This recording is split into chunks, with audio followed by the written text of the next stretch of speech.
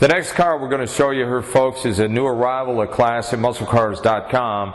This is an exceptional 1967 Chevelle SS 396 4-speed. Now, this car is a numbers match car. This car is a body-off restored car.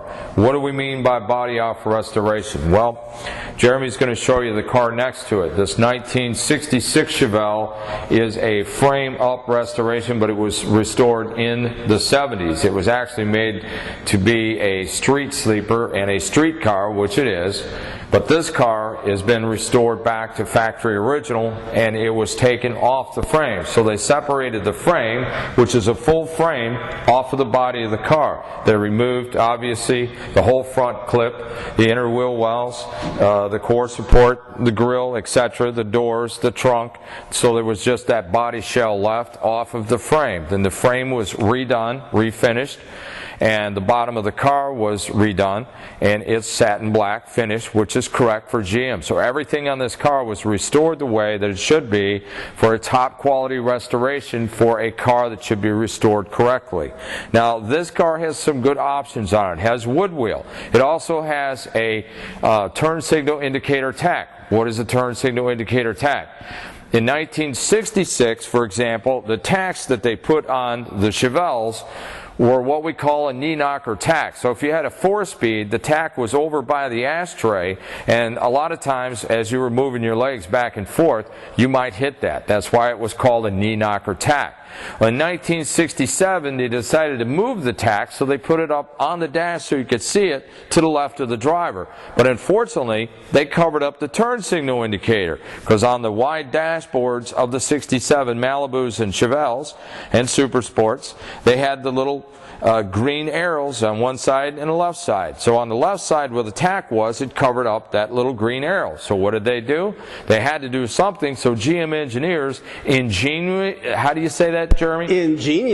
Ingeniously decided we're going to put a left turn signal in the tack. So the little green light goes on in the tack.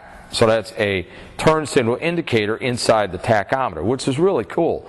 It's this little oddity that you get with some of these cars that is not standard in most American-produced cars, because really that not too cool of a way to do it, but it was a quick way to get it done quickly. Am I right? You rarely saw it in the day. You hardly ever see it now. Exactly. The car has buckets, console, it has a wood wheel. This car is equipped with disc brakes. Now, 400 of these cars only were built in 1967 with disc brakes. This has disc brakes. This car also has power steering. And the power steering units on the 66 and 67 were changed in 1968, which was standard, the one that they used through 72 and beyond, which was one unit where you put the fluid into the unit right off of the belt on the engine block. Now, on this particular model, the reserve canister for your power steering fluid goes in over by the fender. Jeremy will show you that when you go by, and when he shows you the engine bay. Also, the water pump, the style is a little bit different. This is a correct 396 3¼ horse. It's numbers matched. This car also has bumper guards. When they did everything on this car, the grille is new. The insert for the headlight housings, it's all brand new. The bumper guards have been replated. The rubber is new. All the weather stripping is new. The glass is beautiful in the car. All the chrome, all the stainless has either been buffed, replaced, or redone. Just a fantastic restoration. Now you'll notice down here that we're looking at red lines. These cars had the optional red lines that you could get, and this is the correct look for this car. Also, the mirror that's on the car has got the GM bow tie. That's correct. That's a factory part. This car has a vinyl top. It's a correct color, which is a beautiful burgundy maroon with black bucket seat interior. Now, give us a call, 847-526-5950. Ask Randy about this car. This car is a great buy. It's a great investment. The 66 and 67 Chevelle Super Sports are very hard to come by in numbers match original body apart restorations. This is one, folks, and I will tell you, for the price that you're going to be able to buy this car for, if we gave it to you for nothing and you had to take it out and restore it to the level that this car is, no way. You couldn't do it. You couldn't build it. You couldn't restore it for what we're going to sell it for. So you've got a great buy, a fantastic bargain here at ClassicMuscleCars.com, and you're viewing us on ClassicMuscleCars.com TV. Okay, let's go for a quick walk around this beautiful new addition to our stable here at ClassicMuscleCars.com. Inside the engine compartment, it's spotless, immaculate. What else can I say? It speaks for itself. Here's the reservoir that Tony was talking about for the power steering. Separate reservoir as opposed to the ones you have today where it's all one piece. Proper clamps, proper hoses. Just really, really nice. And you can see that.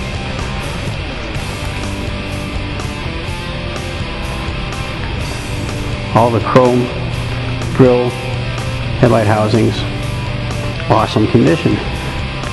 There's that word again. Let's close the hood. Now with the hood closed, you can see this very, very, very nice 10-foot deep looking paint job. There's Elvis as reflected in the paint job of our wall. The chrome in the hood inserts, impeccable. Normally when you see cars of this vintage, those are pockmarked because it's pot metal. These are pristine. Very, very nice. And the car is nice and laser straight. Looking at the wheels, some nice steel wheels with the red lines. Nice paint job. Reflecting our wall of Elvis.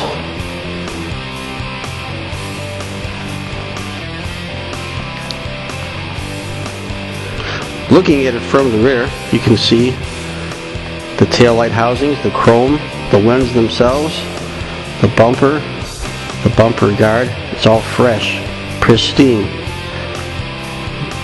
Lots of attention to detail here. Tail panel, also beautiful. Except for someone's fingerprints back there, but that's okay. Nice and laser straight once again. Let's go for a look on the inside. And on the inside, door panel is looking pristine once again. Very little wear on the brake and the clutch. Gas pedal looks new, as does the emergency brake. Muncie shifter. Clock that's working. A working clock. Oil pressure, temperature, showing 10,700 on the odometer. And there is the tach with the built-in turn signal indicator. Seats are looking beautiful. There's the antenna. It's unscrewed for shipping. Nice set of 6x9s on the back deck. And the interior's looking really nice. Functional dome light.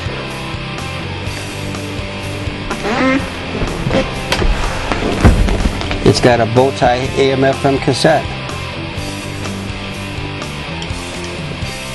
Looks like it's got a CD player remote control there as well. While I'm here, I almost forgot to show you this.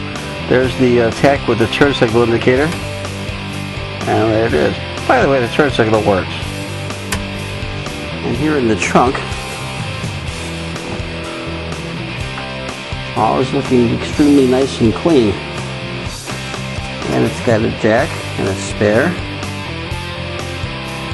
Soft seals looking quite fresh. And there's a Pioneer CD changer.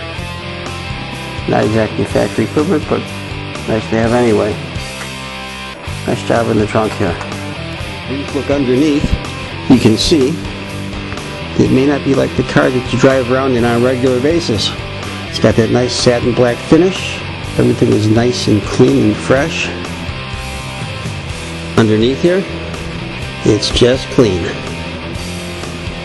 Once more from the rear, all nice and fresh, including the gas tank. We have this beautiful 138 code, 396 4-speed, beautiful paint. Chevelle SS. Brought to you by ClassicMuscleCars.com. Remember, classics are forever.